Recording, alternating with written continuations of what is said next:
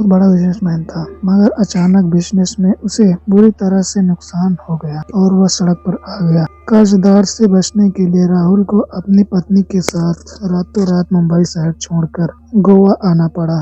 राहुल काफी सस्ते दामों में एक घर खरीद कर रहने लगा। वह घर शहर की आबादी से दूर एक क्रिश्चियन कब्रिस्तान के सामने बना हुआ था। एक दिन निधि सुबह के वक्त राहुल को बोली, राहुल, मेरी समझ में नहीं आता, तुम्हें घर लेने के लिए कोई और जगह नहीं मिली थी क्या? तुम कहना क्या चाहती हो? राहुल, हमारे घर के आसपास दूर दूर तक कोई और दूसरा घर नहीं है। यहाँ से 5 किलोमीटर दूर जाकर तो हमें इंसानों के चेहरे दिखाई पड़ते हैं। तुमने महसूस नहीं किया कि यहाँ आसपास कितना सन्नाटा छाया रहता है? मुझे तो दोपहर के सामने बाहर जाने में भी डर लगता है। तुम अच्छी तरह से जानती हो निधि कि मैंने ऐसा क्यों किया। एक वजह तो यह है कि यह घर हमें काफी कम दामन में मिल गया और दूसरी वजह यह है कि हमें आसपास कोई पहचानता भी नहीं। पहचानेगा तो तब जब यहाँ कोई आसपास रहता होगा। राहुल, सच तो यह है कि मुझे यहाँ पर अजीब सी दहशत महसूस होती है। रात में अक्सर मुझे उस कब्रिस्तान के अंदर किसी की चीखें सुनाई देती हैं जो इस वीराने में गूंजती है। निधि की बात सुनकर राहुल सोच में पड़ गया, क्योंकि सच तो यही था कि उसने भी उन रहस्यमयी चीख को अक्सर रात में सुना था। राहुल चुपचाप घर से बाहर निकल आया और वह एक क्रिश्चियन कब्रिस्तान को गौर से देखने लगा कि तभी उसकी नजर कब्रिस्तान के चौकीदार डेनियल पर पड़ी। राहुल तेज कदमों से डेनियल के पास पहुंच गया। क्या बात है राहुल जी, आज आपका चेहरा उतरा हुआ क्यों है? पिछले कई दिनों से इस कब्रिस्तान में मुझे कुछ अजीब सा डर महसूस हो रहा है। डेनियल, मुझे और मेरी पत्नी को रात के वक्त इस कब्रिस्तान के अंदर किसी की अजीबो गरीब चीखें सुनाई देती है। मेरी पत्नी निधि बहुत डरी हुई है। मैं पिछले 10 साल से इस कब्रिस्तान की चौकीदारी कर रहा हूँ, लेकिन पिछले कुछ दिनों से मुझे भी कुछ अजीब सा डर महसूस हो रहा है। इसके बारे में मैं स्वयं आपसे बात करने वाला था।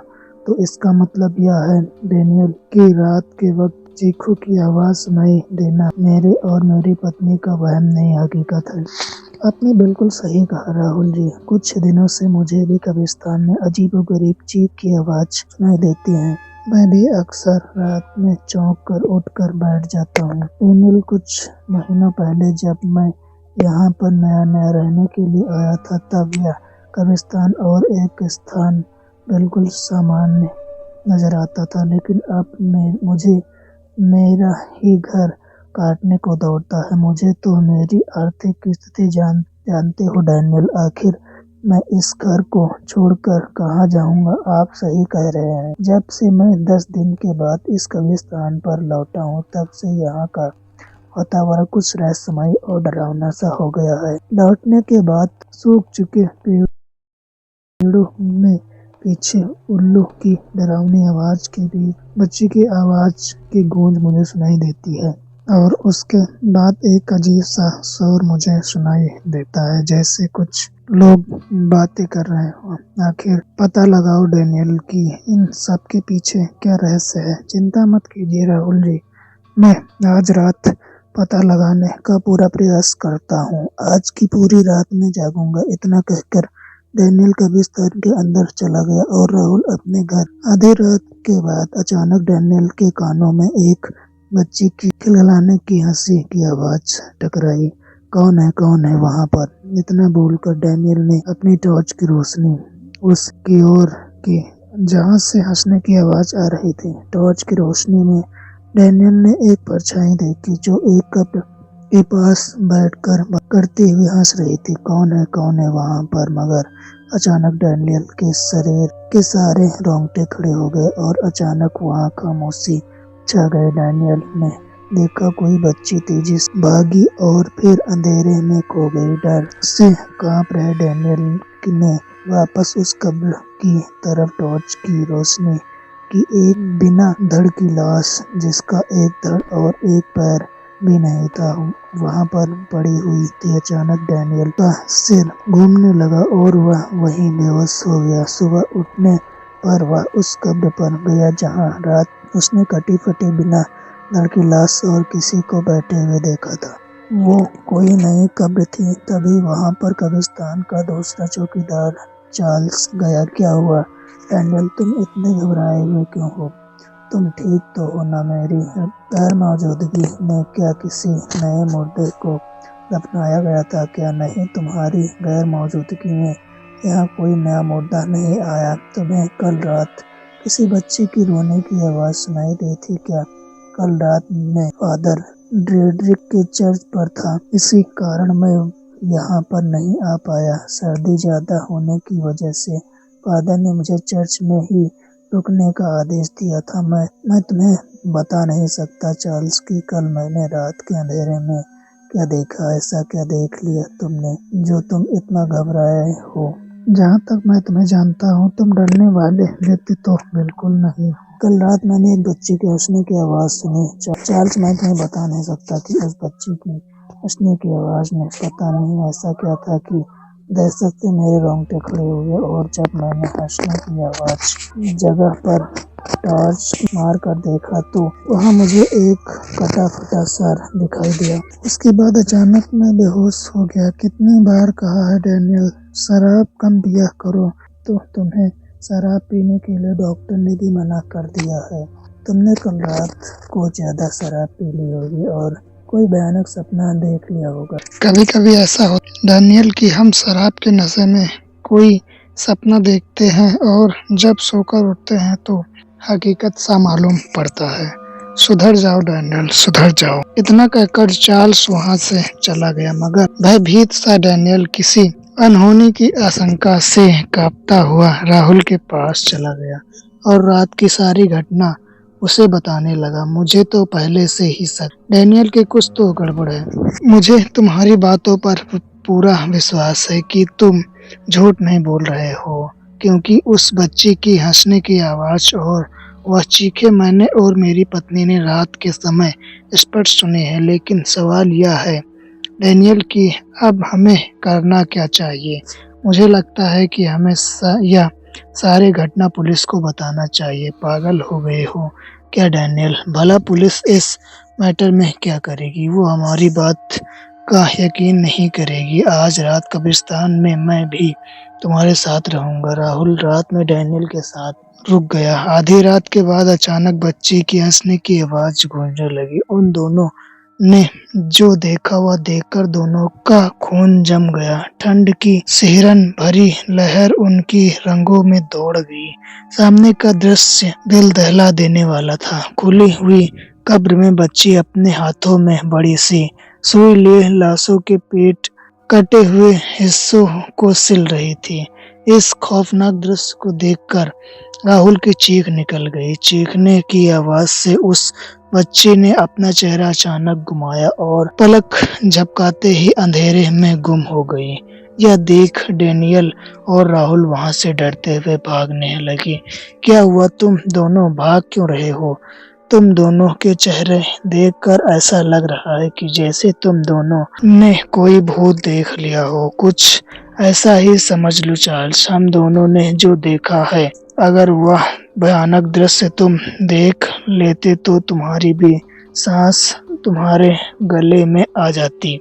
मुझे इस कब्रिस्तान में चौकीदारी करते हुए अच्छा खासा समय हो गया है। राहुल जी, आप तो यहाँ पर नए नए रहने आए हैं। कहीं आप भी डैनियल की तरह कहीं शराब तो नहीं पीने लगे? मैं शराब नहीं पीता चार्ल्स। तुम्हें क्या लगता है कि हम दोनों रात के समय शराब पीकर तुम्हारे सामने डरने की एक्टिंग करेंगे? राहुल ने जब यह बात कही थी कि तभी अचानक उस कब्रिस्तान में चारों ओर बच्ची के हंसने की आवाज गूंजने लगी और कब्रिस्तान में एक अजीब सा शोर होने लगा, जिसे सुनकर चार्ल्स बुरी तरह से डर गया। लगता है आप दोनों सही कह रहे हैं। मैंने आप दोनों का मजाक उड़ाया। मुझे आप दोनों पर पूरा विश्वास हो गया है। अब मुझे बताइए कि आप दोनों ने देखा क्या? राहुल एक ही सांस में सारी घटना चार्ल्स को बताने लगा। यहाँ से कुछ दूर पर एक चर्च है। हमें उस चर्च के फादर फ्रेडरिक से मिलना चाहिए। कुछ ही देर के बाद वह तीनों फादर फ्रेडरिक के चर्च में पहुंच गए।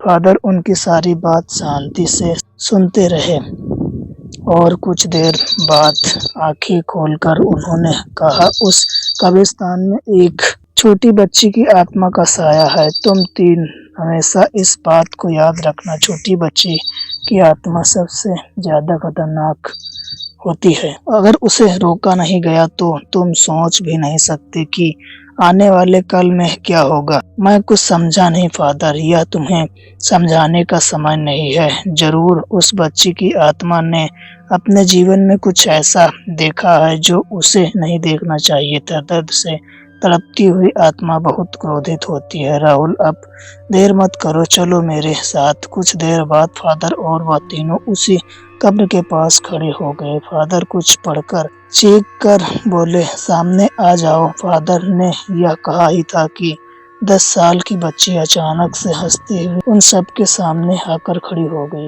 बोल, कौन है तू और यह लोग कौन है? तेरे फादर को देखकर वो बच्ची अजीब से भयानक अंदाज में हंसने लगी। उस बच्ची की आवाज पूरे कब्रिस्तान में गूंजने लगी, मेरा नाम चंपा है। क्या हुआ था तेरे साथ? तू रात में इस कब्रिस्तान में क्यों भटकती है? तेरी आत्मा को शांति क्यों नहीं मिली? इस दिन जब मैं स्कूल से वापस आई तो मैंने देखा कि मेरे पापा और मेरी पड़ोस की आंटी मोहिनी दोनों मिलकर मेरी मम्मी को चाकू मार रहे थे। मेरी आंखों के सामने मेरे और मोहिनी आंटी ने मेरी मम्मी के टुकड़े कर दिए और लाश के टुकड़ों को इस कब्रिस्तान में आधी रात को दफना दिया और मेरे पापा ने मुझे भी मारने की धमकी दी। मैं यह सब देखकर बहुत डर गई। उसके बाद हर रात को मेरे सपने में मुझे मेरी माँ की लाश दिखती थी। वो मुझे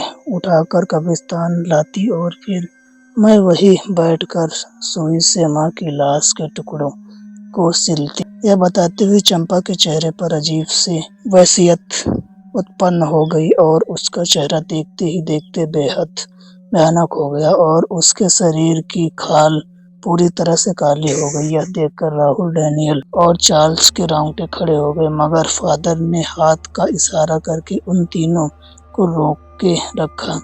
आगे क्या हुआ? फिर एक दिन मेरी माँ आई और मोहिनी आंटी के सीने पर चढ़ गई और वो मेरे पापा के कमरे में सो रही थी और आंटी को नोच नोच कर खाने लगी। उसके बाद माँ ने पापा को भी मार डाला और नोच नोच कर टुकड़े टुकड़े कर दिए।